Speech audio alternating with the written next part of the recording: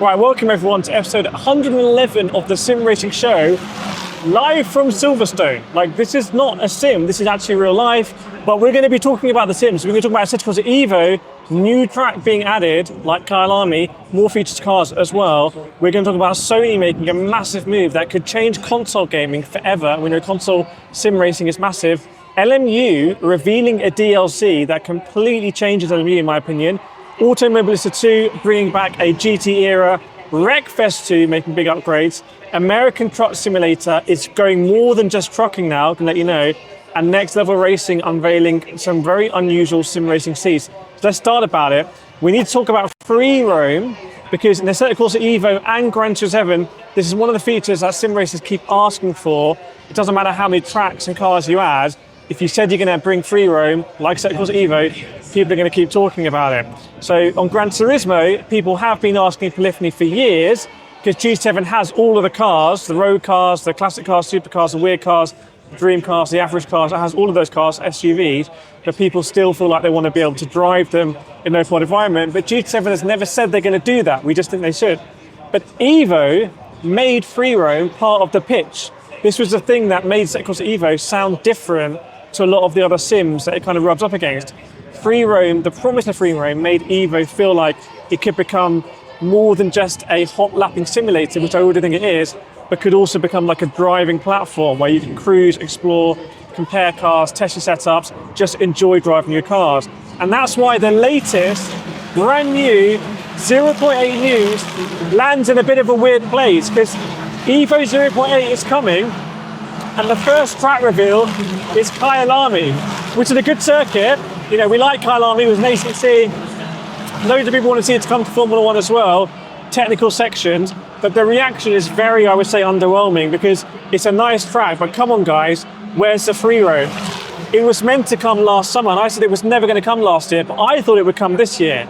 And it's not just a free roam, we want to be critical, because people are waiting for deeper car tuning, better AI. That, I mean, come on, EVO's got a better AI, custom championships, proper VR support as well, like actually being performance, and just other performance improvements as well. And the wider structure is going to start to make EVO feel complete. We don't have that at the moment, so we're missing that. So let me know, do you think EVO should prioritize free roam?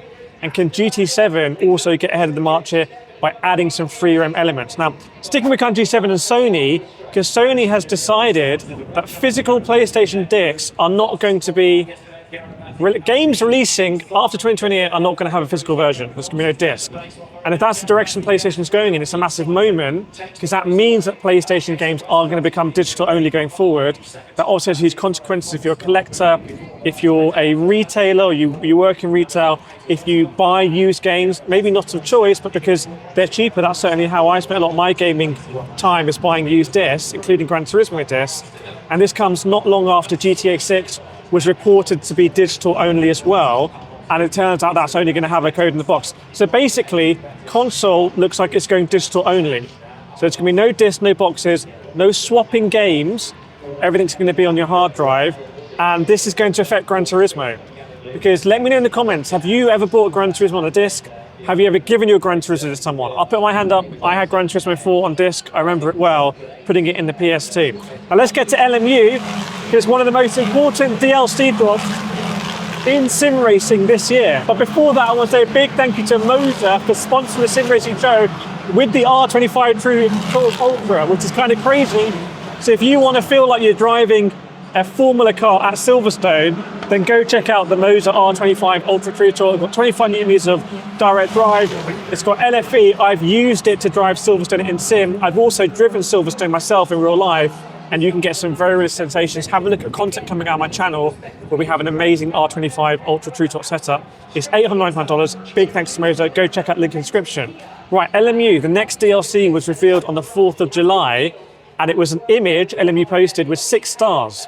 And when people lined up these stars over a map of the USA, they pointed to 6 very specific racing locations, okay? Long Beach, Road Atlanta, Indianapolis, Laguna Seca, Watkins Glen, and Daytona.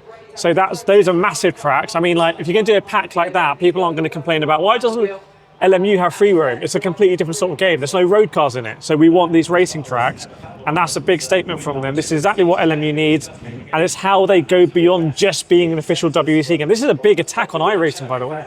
Like a lot of the tracks I listed, Daytona, Watkins Glen, Laguna in iRacing is so controversial right now because if you had Laguna Seca for free previously, you now have to buy it.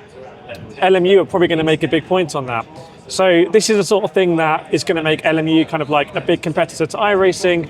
Let me know what you think in the comments. Now, I've got 1 minute? I've got 1 minute to wrap this up, so we're going to let you know right through the rest of the news.